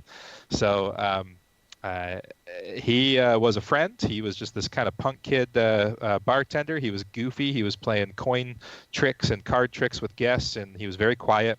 And, he wasn't 21, so, he wouldn't come to the bars with us, but sometimes we'd hang out after hours at one of our houses, and he'd sit there and we'd poke fun at him, and every now and then be like, dude, I'll kick your ass. And we're like, yeah, whatever, Tony. And then about, 4, 5, 6 years later, I get a call from my old bar manager. He says, dude, turn on FX right now. And I turn it on, and there he is, man, winning that show. And now he's one of the absolute top badasses in the UFC world, and he indeed would have kicked my ass. Oh, that's for certain. I used to, I was big into it. I never missed a card I probably watched every pay-per-view from, the mid 80s until somewhere around 200. I still watch it now and then, but, a lot of the guys that I grew up on that I, was huge fans of, they're past their primes now. It's sad to watch. The Shogun who was, Fedor, love the pride, love soccer kicks, love stomping on people. It's way better when you can kick somebody in the face when they're on the ground. Ask Greg Hardy. He thinks so. That's funny. All right, Mark, it looks like Adam has rejoined us. Adam, are you there? Oh, yeah. All right. Fantastic. Before we start, you're listening to Draught For Upside. We're sponsored by I'mABeerHound.com. You can find our website at DrauhtForUpside.com. And I'm going to open a beer. Oh, yeah. See ya. That sounded like a hop slam. Actually, that's the Sam Adams IPA. Ah, well, I'm disappointed now. So close. At least you had the IPA right. I love it. All right, now, what everybody's been waiting for, except for Cha-Cha. It is PGADFS time. Mark, tell me about the tournament. Where's it at? What's it called? And then we'll let Adam break her down. Yeah, so we have the Wasted Phoenix Open, as I like to call it. This is the kind of tournament that Draught For Upside should be there live on hole 16 man. With beers in our hands, broadcasting live. If you've all seen Happy Gilmore, this is that tournament. There are drunk college kids everywhere. They're expecting 600,000 fans to be on this golf course. And the infamous 16th hole, the green is surrounded by a stadium where the fans boo the golfers, they cheer the golfers, they make snide comments. It is a great time. Let me bring up my notes here on the course. This is TPC Scottsdale, that's it. Yeah. Scotchdale. So good, right when it gets your lips. I do love Scotch. This is a the big notes about this course is wide fairways, some of the widest fairways in the league. It's a par 71. It's 7,200 yards, 7,266 to be complete. It has 3 par 5s that are less than 550 yards each, which makes them all reachable in 2. Like I said, super wide fairways. This is going to lean towards a big hitter off the tee. And the other important thing to know about this is it is a um, overseeded golf course. So it's Bermuda, which is dormant right now, overseeded with a blend of fescue and some other stuff. So it's like the Desert Classic last week, which I find it hilarious that the roughs are all brown and the fairways like bright green. But it does change the way that things putt and land, and the weather is supposed to be great for the tournament. Adam, any other comments on the course? You hit most of the key points. I'm I'm looking for guys who gain a lot of strokes off the tee and gain a lot of strokes with approach. It's a driver heavy course, so not a lot of holes where the guys are going to have reason to club down because it gets tighter up in the driver range. It's really going to be, I'll be targeting guys that are good with their driver off the tee and tend to gain strokes in those types of events. Yeah, it seems like a good grip it and rip it type of course. Yep. Which is why Finau's projected ownership's at 35% right now. That actually kind of makes me mad because it's a guy that I really want to target, hoping he'd be somewhat overlooked. That's not going to happen. Nope. Right now, he's the projected to be the highest owned player. Yeah, But- I do like looking at the guys that putt well on certain putting surfaces because there is something to that. A lot of it's what the guys have grown up on, what they've played all their lives, and some of it's where they make home now, where they do a lot of their practicing. So I will be targeting some guys that putt well on overseeded Bermuda greens.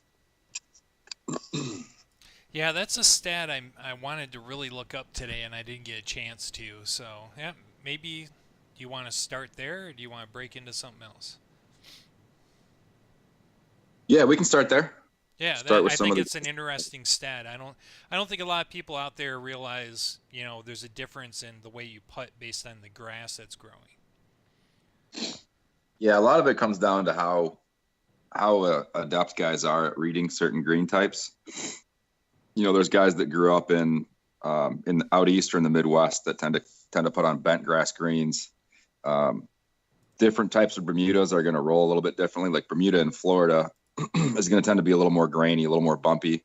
The overseeded Bermuda tends to be a little faster and a little bit smoother.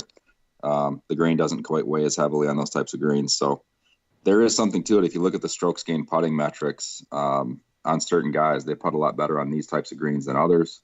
So I like looking at guys that fit the first, most important categories off the bat, which are strokes gained off the tee and then approach. And then of those guys, I like narrowing it down by looking at who putts well on these types of greens. So it's really an interesting thing to look at to try and help you narrow down your player pool. Some guys that putt particularly well on these types of greens. Some guys that stood out. Some value plays like Trey Mullinax, Andrew Landry, Brendan Steele's a guy that I may go back to, even though he burned me last week pretty badly. Hideki Matsuyama too, not surprisingly. He tends to putt well on this type of green, and he's not typically a good putter overall. So there's some guys I've kind of narrowed down that already fit the stat categories we're looking at, and then also putt well on these kind of greens. Now, is there something specific with these type of greens on, do they slow the ball down more? Do they make them break a certain way? I mean, I know there's a difference between morning and afternoon of the way the grass moves. But is there something with this particular, the overseas Bermudas that change? These tend to be not as much as like a lot of bent grass greens with some POA. POA tends to get bumpier. Like last week at Torrey Pine South was a perfect example. Generally, the later in the day it gets, the bumpier those greens get because the POA kind of grows in. And it's actually kind of like a weed to a bent grass green, so it makes it really bumpy later in the day. With overseeded Bermuda, the greens tend to stay very fast and smooth the entire day. So it's like 12 to 13 is what they're projecting on the stent meter, which is pretty fast even by tour standards. So looking at the guys that have putted well over the course of their careers, I like looking at that on these types of greens. But there's not anything like specific with this type of green, like a POA grass you saw last week in Southern California. But desert golf, as you said, is completely different. So the ball is going to land and bounce a little differently here than it did last week. It's not going to hold the green as easily as it did at Torrey Pines South, for example. So I like targeting guys who have no problem stopping the ball on the greens. A little higher apex point with their approach shots is certainly helpful. But yeah, I'm pretty much ready to get into some golfers that we like based on the stat categories we're looking at. Which ones did you narrow it down to, Mark? Because I know you looked at some stats a little deeper this week in your article. Yeah, and I know you're not as much into the course history as I am, but my favorite this week is Hideki. He's the Speaking of Hideki, man, how about that price jump from 8K to 11K in a single week, huh?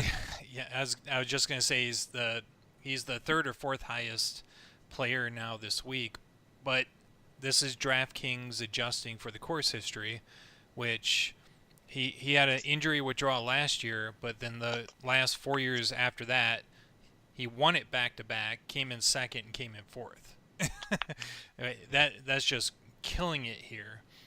Now, a couple of the stats I was personally looking at. Hey, Mark. Yeah. Hey, Mark. Yeah. Hold on just 1 second. Oh, such a disappointing. It didn't pop. I opened a beer and I wanted a big old pop. There was no pop, Mark. There was no pop. It just I mean, how? sounded like tin hitting the floor. I mean, honestly, how can you even know that I opened a beer? I mean, I'm just so disappointed now. Just because I was trying to figure out why you stopped me, so I know, because I was going to open a beer. I only do it because That is 100% the most important part of our show at any time is the opening of beers. Absolutely. I told you I'm getting tipsy for the tipsy pick because you aren't going to like it. Probably right. I can't wait. I cannot wait for this week's tipsy pick. All right, keep All right. going. Anyways, so I was going into some stats more than I usually do. So I liked strokes gained off the tee because this is a big hitters course. I liked the tee to green stats and approaching the green stats, and I was kind of off the, around the green and the putting stats per se. It's more about getting to the green. And so that really favored Hideki. One you might be surprised in is my number 2 player this week is Luke List. He's only 8,000 on DK. His off the tee, he's number 1 in right now on this year's season. His tee to green, he's 10th. He has the fourth best driving distance in the league, and he's hitting 74% of greens in regulation. That just feels like he's made for this course. It's funny, the more you start following some guys that are heavily into DFS golf and start listening to some podcasts, like the stats always point towards Luke List to be a great play. And in a lot of cases, he tends to be a little more highly owned than he should. But I've noticed that this year he has not been heavily owned yet. And I think his, mediocre at best recent play will keep some guys off him this week. So I like his ownership in the 10% range. And that's something I'm willing to jump on right there. Yeah. But yeah, List, you guys have probably already picked up on the fact that I'm a big fan of Luke List. He hits it a long way, hits a ton of greens. This kind of course, this is where he could really pop and help you if he's heavier in your lineups than he is overall. Yeah, I think he's going to be a low owned this week too. I think he's going to be somewhere around 7-8%. So, yep. And at 8,000 is a great value play. Yeah, I think in his case, it is a great value play. He's got upside, certainly to top 5 at this event. And when he's on, and it really comes down to putting for him. Like he can be just an awful putter when he's not, clicking there. But that's why it's so frustrating because you watch him, you're like, God, he's crushing it off the tee. He's in there tight on most of these greens, but he can't make a freaking putt. But he's certainly a guy that I like that could pop this week. Well, and strokes gained off the tee is a big one I've been looking at for sure. And that's exactly why he's a GPP play. I'm not necessarily playing him in cash. Yeah, Luke List in cash is never a good idea. Another thing with Luke List too is he's number 1 in the field in strokes gained par 5. So you've got 3 reachable par 5s that he'll likely be hitting irons into. That could be another stat category to look at that could help him break through. Yeah. I like me some Luke List. Yeah, so those are kind of my two top players, and then he's going to be heavily owned. I'm hoping the ownership will come down a little bit on John Ram just because he's the highest priced player. Rainbow. I'm not, you're not going to be able to play him and Hideki together necessarily, but man, he's just, to me, he's a lock. He's going to get his points. He's going to finish in the top 10. He's just tried and true if you can afford him. Yep. I think a lot of people are thinking the same way you are. For me, I'm looking at a guy who's in that same price range. He's going to go overlooked because Rahm is the guy that's been coming in hot. He's had a couple of really good finishes to start the year. But I like Justin Thomas this week. He doesn't have great course history here. So, and it's not that I'm not a course history guy. I like looking at that. If the rest of the stats line up and the recent form is there and they happen to have good course history and they fit the course well, then yeah, so be it. That's a good play. But with Justin Thomas, he hasn't fared great here over the years. He's coming off a really disappointing performance at the Sony Open a couple weeks ago on a course that he's won at before. I think he finished outside the top 15, 16th or 17th. The course really lines up well for him. He plays par fives really well. He plays par fours in that kind of, 440 to 480, 490 range really well.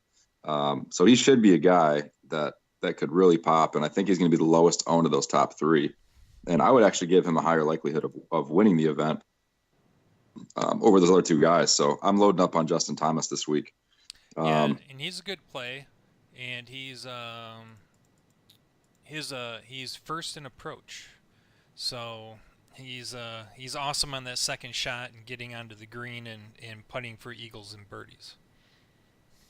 Yeah, no doubt. He's a guy I'll be loading up on quite a bit this week. I think if his ownership is 15%, he's a guy that I want to be double. I'm going to be at 30. If he's at 15, if they're projecting him at 12, I'll be at least at 25. So you kind of did your one guy up top and then one guy a little bit lower down.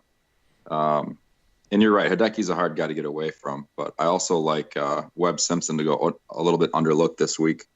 He had a little bit of a poor showing last week, but he's always looking good in strokes gained approach numbers. He's been putting a lot better since he started going to the arm lock, the anchoring method that Adam Scott's now using, that Kuchar's been using a long time. So I like Webb Simpson a lot too, and I think he's going to go overlooked based on where he's at in price. With Finau just below him, Woodland, who's been hot, just above him, Fowler right there, Mickelson, fan favorite, they're all right there. So I like some Webb as kind of a contrarian play in that 9,000 range. Yeah, and it looks like right now he's projected at 12.8% ownership. Yeah, and Webb actually fits the course history narrative too. If that's what you're going on. He had 2 top 20 finishes before missing the cut last year. So he's got the course history. He's comfortable there. I think he's a guy who could definitely pop. He finished second in 2017, T14 the year before in 2016. Just flukishly missed the cut last year. Gentlemen, can you do me a favor? In the chat room, Malpal wants to know what the projected ownership of Matsuyama is going to be. He's going to be very high. Right now, he's at 23%, so he's the third highest owned. Perfect, thank you. Yeah, and that's the course history coming into play. A lot of people play course history, and I don't think you can get a better course history than Hideki here. Which is why they added 3,000 to his price tag. Exactly. So the guy I like at the top, my favorite guy this week is Cooch, man. I just every time I start building lineups, I'm reading articles, I'm listening to podcasts, I just come back to Cooch, man. At 9,200, it allows me to have some flexibility further down. I really like him. I like Woodland a lot here as well. So I'm kind of starting my lineup with Kuchar and Woodland and seeing where it falls below that. What do you think of that, Adam? Don't hate it. I think Cooch is a very safe play. I think he's a pretty high likelihood for a top 20. Very, very slim chance that he misses the cut. I don't know if I see him winning for a third time in the last few months here, but yeah, he's certainly a very safe cash play. Mm-hmm. Woodland looks good too. Things were lining up for him. He had a nice bounce back last week after struggling through the first few holes on Saturday. He had, 12 birdies and a couple eagles coming in his last 30 holes last week. So he's been a pretty good play so far this year. The guy that I like that I think is going to go a little bit underlooked right in that price range or just below them is actually Byung-Hun An. Mm-hmm. He's got some good course history too. Finished second a couple years back. Has another top 15 finish as well. Right there in that range, I like An, and I've got marked down Billy Horschel in that same kind of 8,800 range. I don't mind Billy. I don't mind some Billy. Now, any concern with Hunt coming back? He's flying in from Dubai, right? Because he just played No, out there. Yeah, I don't mind the fact that he is coming from a desert style golf course, just playing that last week. I think it's going to give him a little bit easier transition to this golf course if he can shake off the jet lag. Yeah. Well, yeah, I guess he gains hours coming here, right? So. Yeah, exactly. Yeah. I love him to catch up. So another guy that I keep finding value with that kept popping up in multiple articles and kind of kept piquing my interest here. I just lost my thought. Where was I at here? And I like it because, and I think it sold beyond this because Dr. Roto, it's in his DFS playbook for the week. Here is Martin Laird. Because of course history, because he plays a lot in this area, but I like it because he put his nickname in here as Party Marty. Party Marty. So he's got to be in my lineup, right? Party Marty's got to be in the tipsy lineup. I'm just saying. This is kind of where the Party Marty nickname originated. I think that was coined by Pat Mayo, if I'm not mistaken. But at least he's the one I've heard refer to him as Party Marty most often. Yeah, I dig it. So he's got to be on there, right? I mean, dude, he's Scottish. I'm Scottish. He likes to drink. I like to drink. Yeah, let's just do it. Yeah. And then right below him in Dr. Roto's list is Kyle Stanley, and I think I like it because he says, trying to convince people to get on him, says hop on the train. And of course, Witch's Hat Brewing Company, ding ding ding, the company that I work for, our most favorite beer is a Train Hopper. So hop on the train. I mean, I can get in on a little Kyle Stanley. That's a delicious IPA. I'm off Stanley, however. I don't like Stanley at all this week. Partially because he burned me last week, but also I don't think he's a great course fit here. I think it's going to be a low-scoring week. You're going to have to go low. I like him better on courses where the winning score is going to be more like 11, 12 under. I like it. Just for reference, we started with 20 people in live chat. We started talking PGA. We're down to 12. Wow. So long for the haters. I don't care. That's what we get for tying on to baseball, huh? Yeah. So I'm just blame poking the bear, baseball. Lenny. I'm sorry. Lenny, don't kick us off, buddy. I'm just poking the bear. Don't mind me. We'll This is blame what the you get baseball. when you put drunks on the air. So a guy that I like just below that range quite a bit is Jason Kokrak. I got on him last week. I think we talked about him a little bit on the broadcast last week. But he's actually number 2 strokes gained approach and number 6 strokes gained ball striking in the last 24 rounds in this field. I like him a lot this week. He's 7,300. For some reason, his price hasn't crept up much. And I think he's a guy who's very strong candidate for a top 25, which more than pays his salary at that price. Somebody just posted in the chat room. I don't know if this is legit or not, but it's a picture of a Sam Adams can with a football player with a goat head on it. And it says, Sam Adams celebrates Super Bowl 53 with Patriots-themed Too Old, Too Slow, Still Here, double IPA. That's pretty funny. And that sums up Sam Adams too, right, buddy? Yeah. Too old, too slow, still here. They still make great shit. They sure do. Man, sorry, man. I told you I was getting tipsy today. I warned you in advance. Yeah, that's fine. So just let me throw one out there. I don't know if this will be my tipsy pick or not, but in that kind of mid-7 range, I love Taylor Gooch at 7,500. You would just like to say Gooch. I should put him with Gooch and have a Gooch team. Dude, he's super hot right now. He's playing great. His shots gained approach the green. He's number 2 in the PGA. I'm loving it, man. And at that price in a GPP, he's going to be super low owned. No, he's not. What? Oh, you think he's going to be high owned? No, I think people are going to be riding the Gooch train. Well, I just added him in because I got to have Gooch and Cooch on the same team. Let's see where he's I at. I hope they both find the same score the first 2 rounds and get paired together on Saturday so we can hear that all day long. Oh my gosh! Yeah, I he's can't handle creeping up. He started out at 7.8%. He's up to 9.3%.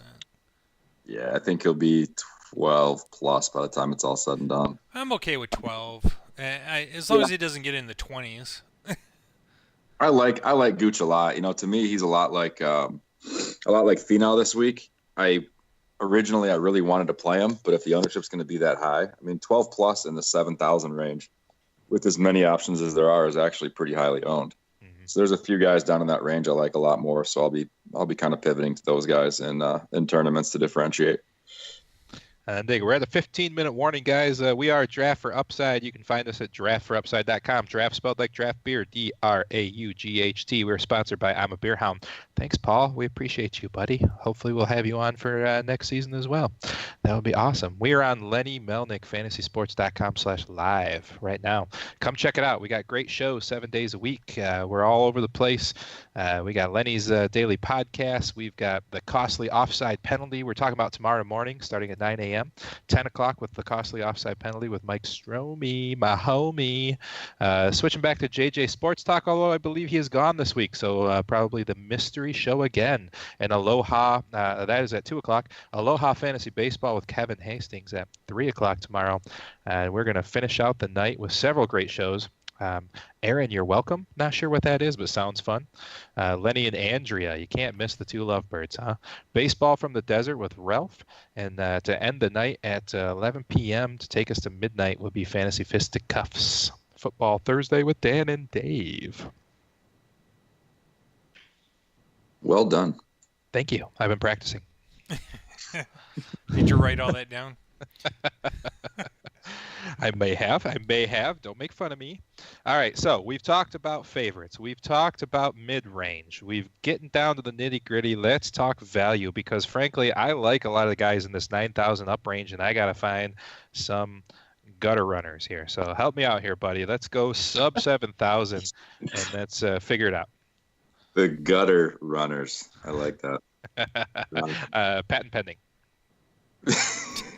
One guy I'll mention before we go to the down under the 7K range is CT Pan. He had a rough week last week at Torrey. Made the cut due to his strong performance on the North course, but then kind of faded on the South course. That course does not fit him very well. I like him on this course a lot more. So he's a guy I'll be looking at 7,200 to save some cash. Down below, a couple guys I like a lot. Joel Dahmen's coming in off of 8 straight made cuts. I don't know why his price continues to stay where it is because all he does is play well. Doesn't make sense. So he finished 9th last week. He's at 6,800, and he's finished at worst 41st in his last 4 events. At 6,800, that's well over what you need. So I love him at 68. A guy that I like just below that at 6,700 is Mr. Trey Mullinax. Is he at 6,700? He's a guy that bombs the ball. He can really get into a good groove with his driver. And he's actually one of the guys that has the biggest difference between his strokes gained putting on overseeded Bermuda as compared to normal. He gains Pal almost in the chat room just called out Mullinax as one of his favorite low-end guys. Yeah, he gains almost a stroke more on overseeded Bermuda than he does on normal greens. So I like Mullinax a lot this week, and I think he'll be overlooked. Fantastic. Malpal also likes Vaughn Taylor. Ew, I just threw up in my mouth. If we're looking for some old man value, some Sam Adams, old guy still here. Steve Stricker, 500.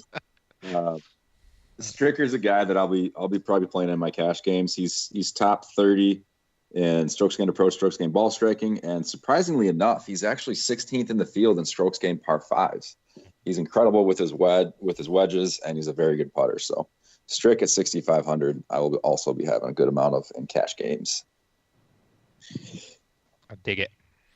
Yeah, down here, my favorite is Dahmen. He's definitely my favorite than Mullinax. Man, I really want to play Sneeder Jans just because I love his name and the fact that he doesn't wear a hat. I think he finished third here last year too. Right? Nice. So you just love these non-hat guys, don't you, Mark? Yeah, I gotta do it just once because I don't wear hats either. So. One more to add, who's not just below that 7K mark, but right on 7K, is Andrew Landry. Another guy who plays well on driver-heavy courses and also putts well on overseeded Bermuda greens. Going to have me some Andrew Landry this week, and I think he'll be very low-owned. All right, let's see here. Dr. Roto's one of his favorite super cheap flyers. He's probably going to yell at me for giving away stuff people have to go through the paywall for, but it's fine. He's not listening. Anders Albertson. Super cheap flyer who could make the cut. That's his only note. So I'm not giving away too many secrets there. But, Yeah, he's going for a studs and duds lineup, hoping that he gets a low-end guy to just make a cut. Elverson was my long bomb in the article I wrote up this week. wow, Nice. very nice. I didn't read your article. I'm a terrible friend. You are terrible. Yeah. I am. I spent too much time doing my own research. What can I say? All right. So, are you ready? Are you ready for my gutter pick? My tipsy pick of the week? Are you ready? No, we're going to do tipsies in a minute. All right. Carry on. Me and Adam are going to have a discussion. So Okay. make the argument for Finau.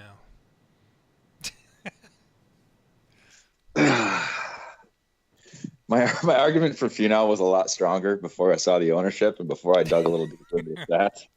So I'm a lot less confident in the Finau pick now than I was a couple days ago when I wrote the article.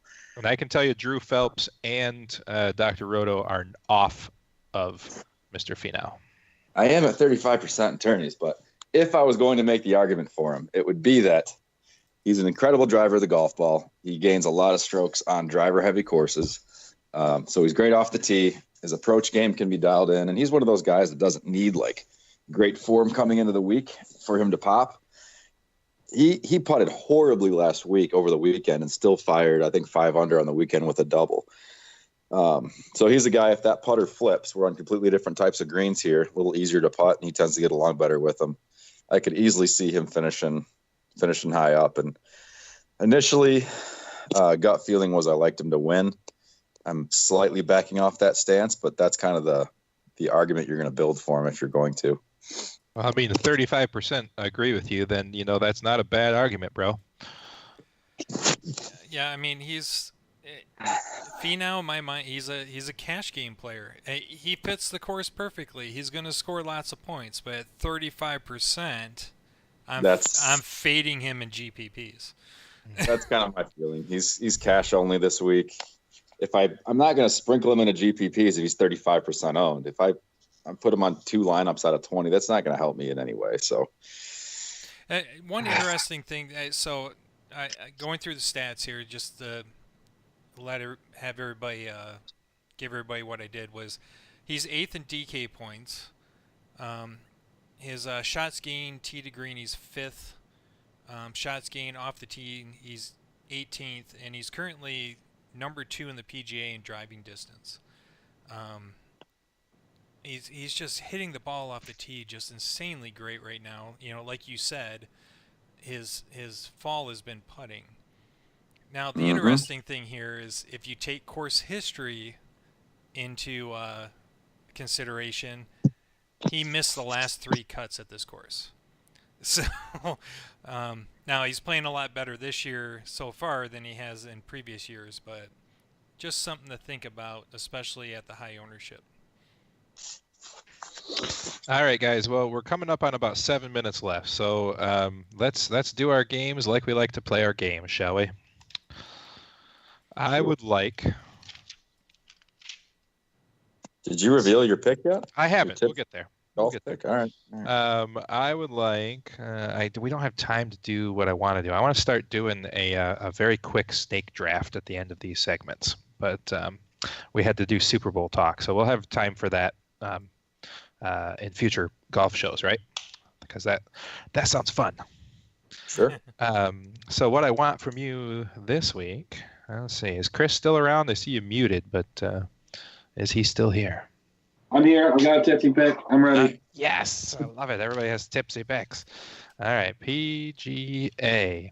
All right, we got 6 minutes. So give me your favorite to win, and we're going to keep track of finishing scores, okay? So favorite to win, Mark. I'm going to have to go with Hideki. And you can't pick the same as someone else. Chris, go ahead. Justin Thomas. I'm going to make Adam go last. All right. My pick to win. I'm going to go with Kuchar to continue the role, my friend. To continue the role. Just because I like to say Cooch. Adam, who you got? You can have Finau. See, we left him for you.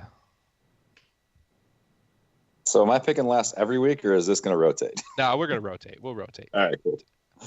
Yeah. As much as I want to go Finau, the top dog on the board, the favorite's still there. I got to go John Rahm. Otherwise, I would have gone Thomas. Thanks, Chris. Yeah, no problem. No problem. Let's see. Your favorite to outperform their salary. Mark, we'll start with you again. Luke List. Adam?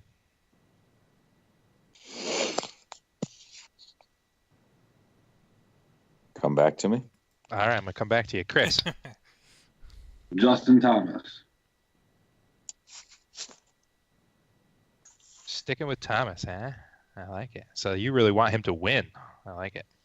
I like to put my eggs in a basket. I like the basket to be a nice basket. And if the eggs fall out of the basket, then they break. But if not, I deliver them when I make an omelet. It's beautiful. I like it. I'm going to say Billy Horschel for me.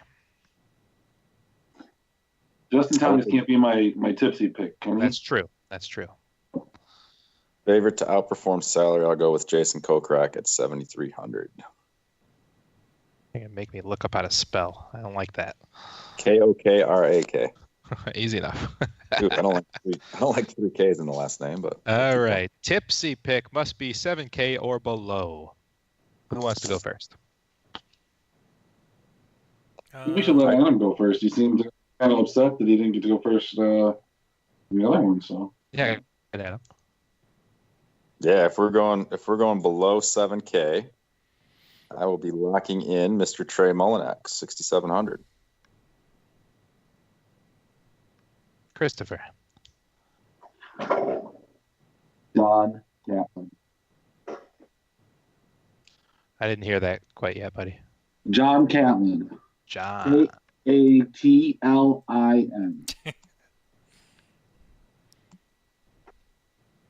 You sure he's playing? He is in my model.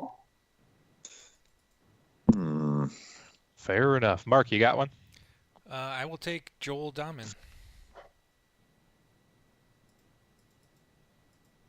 All right. Are you ready for me? You ready for me, Adam? Sure. I'm going to quote Mr. Drew Phelps here. This sophomore on the PGA Tour ranked top 10 in total driving, second in greens and regulation, and tied for 16th in proximity to the hole last season.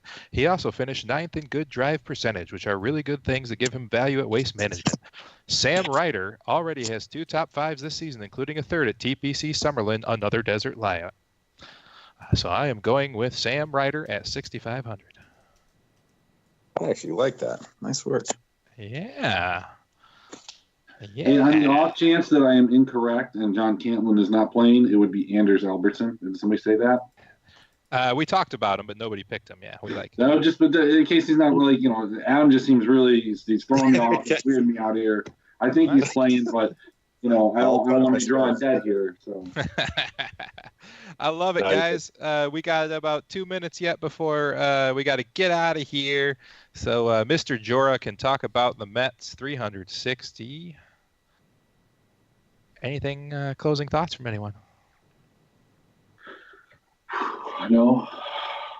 I got a PGA related closing thought. All right, hit it. Don't be surprised if Cameron Champ pops up this week. Now I already put all my money on the Camerons. So they're done. This Cameron will bounce back this week. I wouldn't be surprised to see him up there. Just made a tweak with his driver, a little bit longer, new club head. Yeah, let's go Cam Champ. Yeah, what's Danger's pattern this week, right? You have to have a different pattern every Well, I week. got Gooch and Cooch, of course. Oh, Gooch and Cooch, okay. Yeah. It's the ooch. The Gooch and Cooch. I love it, baby. Well, thanks, guys. And Mark, take us out of here. All right, you've been listening to Draught For Upside. We're on the Legends Sports Network at LennyMelnickSports.com. And we're sponsored by I'mABeerHound.com, and you can find us at DraftForUpside.com. I'm Brewery Mark, that's Danger Cole, Chris Emmerich, Adam White, and we'll see you all next week. Go Patriots! Yeah.